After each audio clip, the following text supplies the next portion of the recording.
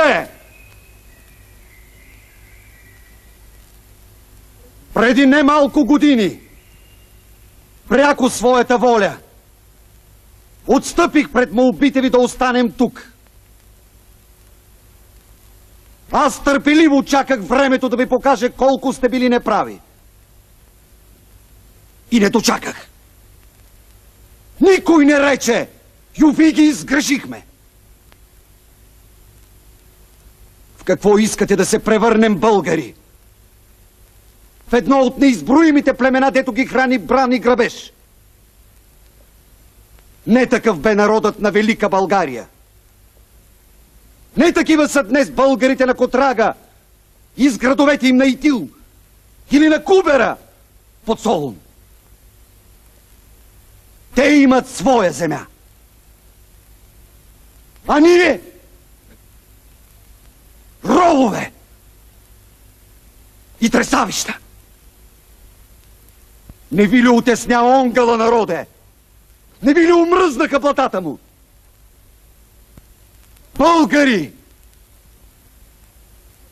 Днес аз за всякога преминавам голямата река. Вие имате сърца и ще последвате своя хан. И запомнете ханската ми дума. Народ без държава е обречен да изчезне. Искаме ли децата ни да живеят, както са живели бащите ни при Кобрата? Трябва да преминем. Длъжни сме. Тангра ще закриля този последен скок на конете ни. Отвъд ни чака война, но чака ни и земя. И ако здраво стискаме лъка и меча, тази земя ще носи нашето име. На нея ще се раждат децата ни. В нея ще бъдат гробовете ни. Нея ще завещаем на внуците си. Тази земя ще остане наша завинаги. Можем! Можем!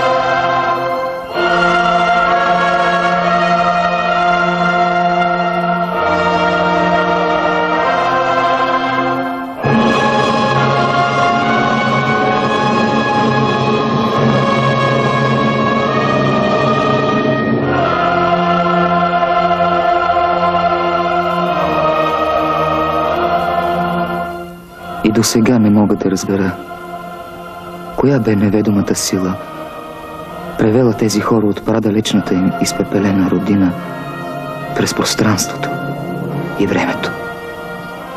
Коя бе надеждата, която ги съхрани? Това, което виждах, не беше просто ново преселение, преход до следващия стан. Беше краят на един непосилен път, белязан с много мъка. Цял един народ преминаваше границата между два свята, без да си остави мост назад. Един народ вървеше неудържимо от безвестността към историята.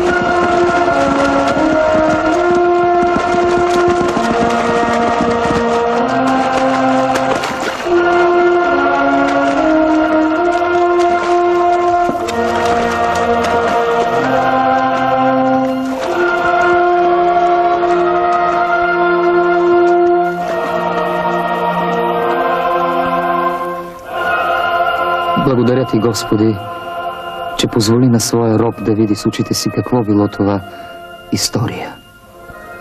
Комуто се е паднало да я познае жива, той не може, въпреки височайши заповеди, заплахи и съблазън, да подмени истината за нея с лъжа. С очите си видях как народа на българите се откърти от брега и тръгна по своята нова земя. Като че ли потече пълноводно и внушително българското бъдеще.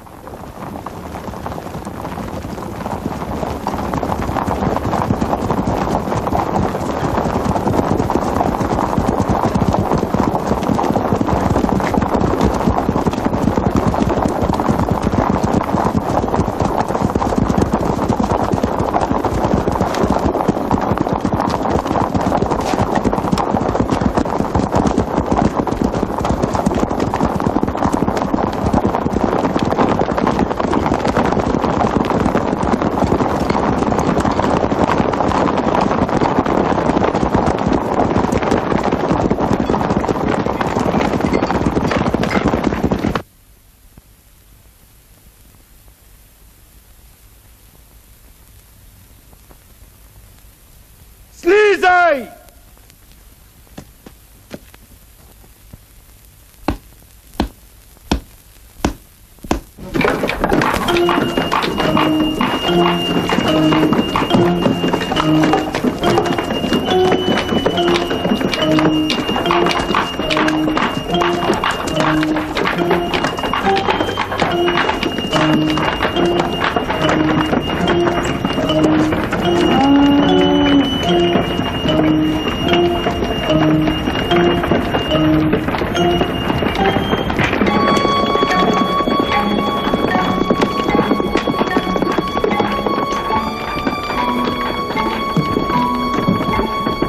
Онгълът напомняше грамадна работилница, където никой не знаеше отдих.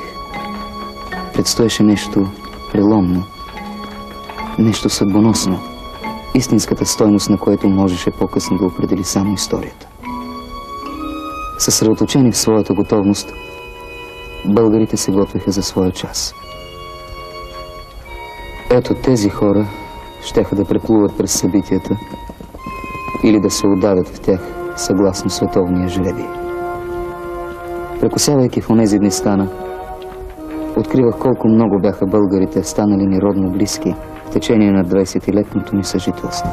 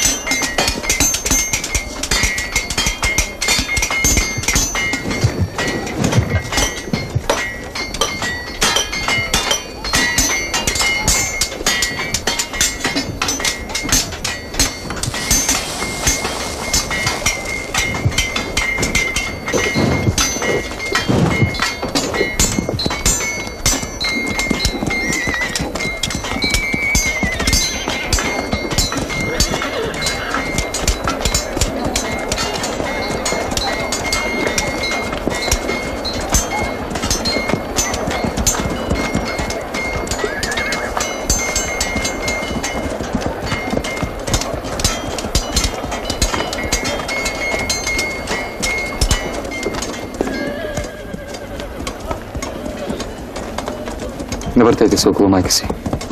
Не я оставайте сама.